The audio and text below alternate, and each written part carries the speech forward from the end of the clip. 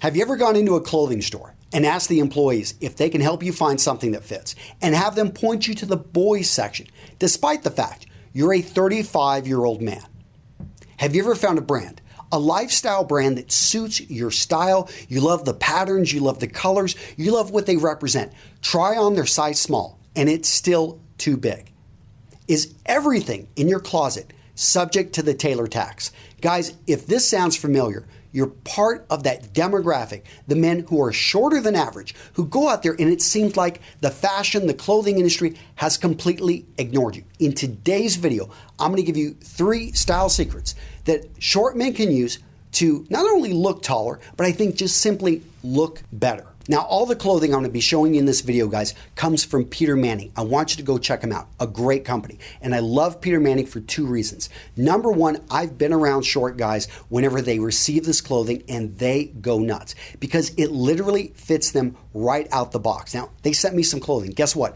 I am too big. I'm 5'9", 170 pounds. How often can you say that about a brand? That literally, if you're average in size, you are too big. They make everything specifically for the man who's 5'8", 5'7", 5'6", 5'5", 5'4". When you all of a sudden start going down below 1.7 meters and everything is built for you, that's awesome. The second reason I love Peter Manning is they focus in on core wardrobe pieces. These are investment pieces that you can feel good spending money on, knowing that you're going to be able to fit this into your wardrobe and wear again and again. All right, guys, let's get into the 3 main points. Short man style secret number 1. Nail the proportion. Guys, proportion is incredibly important, but most people don't think about it. But let me give you an example. Why is a baby cute? A baby's cute because its head, in proportion to its body, is actually very large. Opposite end, let's look at a giant. A giant has a small head and a very large body. So these things that we notice, but we're not able to always articulate them. You want to make sure in your clothing, as a shorter man, that you're not wearing a shirt that was actually designed to fit a man who's 6'4" when you're 5'4", because the problem is going to be the cuffs are going to be way too large. The collar is going to be way too large. The placement, even of the buttons, the placement and the size of the pocket is all going to be overly large. So when you're looking at a shirt, and again, this can actually apply to jackets, can apply to trousers, can apply to coats, all the other pieces of clothing you've got out there. But you want to make sure this is designed for a short man, not clothing out there designed for a large man that they went ahead and just made smaller in certain areas. Otherwise, you're going to have something that looks clownish. So when you're looking at the collar, you want to have something that's about 2.5 inches from the point length. The reason being is that actually is going to determine the height of the collar, which you want to have about 1.5 inches back here. Anything larger than that is probably designed for a large man. A lot of times companies, they're going to actually just try to slap on a collar and keep it the same, whether again, it's for a man who's 5'4", 140 pounds, or who's 6'4", 240 pounds. Big difference here, and you need a different size collar. Now, I talked about the pocket size. One way is actually just to get shirts with no pockets. I think that looks great. But if you want to go for a pocket, make sure it's the right size. Some of the pockets, again, you've got some for a guy who's maybe 350 pounds, 6'8". He'll have the same size pocket as a man who's 5'3", 130 pounds. It's just not going to work. It's going to make the pocket look too big. Another thing, and this is very, very rarely ever looked at, but look at the distance between the actual buttons. I think this was about 3 inches on this one, but a lot of shirts you're going to start to see something like close to 4 inches, maybe even 3.5. But let me double check that.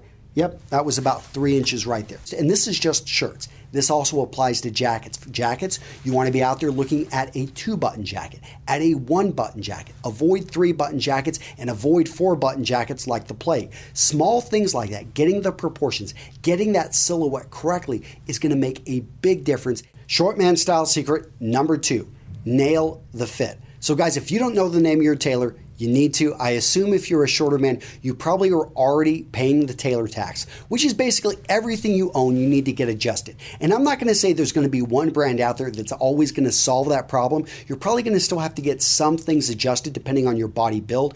But I will say that this is money well worth spent. You want to probably own less and make sure everything you own works well together and fits well together. And what do I mean by that? I mean your shirts. They should show a little bit of cuff when you're wearing them with your your suit jacket, with your sport jacket. You want to make sure that your jeans are hemmed and that they are not, that you don't have all that excess material. But when you're putting things on, the best thing that you can do is make sure that they fit you really well right off the rack, because you are limited to what you can adjust based off of proportions. I know, going back to point one, but if you're going to bring in a pair of trousers, you've got to think, okay, the back pockets are going to actually limit how much I can bring them in. If you're going to bring in a jacket, understand those pockets right here in the front, they are going to limit how much you can bring it in on the sides. Now, when it comes to fit, there are 3 specific areas I want to talk about in clothing that I think short men have a big issue with. Number 1 is the crotch area in a pair of trousers. So you want to avoid any trousers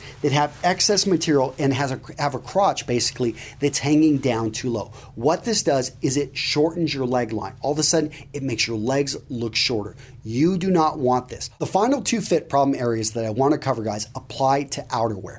And it's an issue because outerwear oftentimes uses heavier weight materials. We're talking leather, we're talking a heavier canvas, and seamstresses and tailors don't always have the tools to make the adjustments. So you want to make sure you pay attention to the actual jacket sleeve length and the actual coat length. So I'll talk specifically right now about the sleeve length. If it's just off a bit, you can get away with it, but all of a sudden if it starts covering up half your hand, covering up your entire hand, you probably don't want to get that. Now, when it comes to the length of the jacket, there are jackets that fit in and around the waist area, that, like a bomber or something. In that case, make sure it falls there. It doesn't go too far low. The worst look I see on a short man is when he's trying to wear a jacket or a coat that is just way too long and ends up cutting into his leg line. You want to make sure if it's a jacket that's made to just barely cover your buttocks area, that it doesn't go below the bottom curvature of the buttocks. And if it's a style that's made to go lower, maybe it's on a regular sized or a taller guy, it actually would go slightly below the knee. In your case, you want it to go just above the knee. That's going to be a great look for a shorter man. So to illustrate this third point, let's play a game. Guys, look at the lines right here. Which one is longer? Is it the top one? Is it the bottom one? Let me know in the comments. Now, if you've seen this before, you know the answer is both lines are the same length. Pretty amazing, huh? So the point there is that our eyes can be fooled by what is around them. So this leads right into short man's secret number 3, lengthen vertical lines. Anything you can do to allow the eyes to go up and down on your look is a great thing. So one thing you want to look at is monochromatic looks. Doesn't matter if you go light, doesn't matter if you go dark. What you want to do is find something that works with your skin tone and go with it. So if you like dark colored jeans, then wear dark colored socks, wear dark colored shoes. And yeah, I understand you may have some lighter colored shirts, but make that work with a dark colored vest. All of a sudden, you're going to allow someone's eyes to go up and down, and it's just simply going to work. All right, guys, that's it. Let me know what you thought about this video down in the comments, and make sure to go check out Peter Manning, a great company. Guys, I've seen people who are much shorter than me receive their clothing in person and just love it. And having a number of their pieces here in the office, I can tell you these guys do not skimp when it comes to the details. On a pair of trousers, I'm looking at all this excess fabric they have here in the back end of a pair of trousers. I can tell you a lot of companies don't do this anymore. They don't have the excess material because it costs money. But this excess material allows you to bring in, let out the trousers. And to me, these small details, when I'm looking at their shirts, I'm seeing mother of pearl, I'm seeing well stitched, well put together. These are the small details. Removable shirt stays. You guys know I've talked about these details, how important they are. And when I see a company building out classic pieces and delivering this for the man who's 5'7", 5'4", and building it exactly for him, I get excited for you guys being able to dress better and become the man you know yourself to be. That's it, guys. I'll see you in the next video.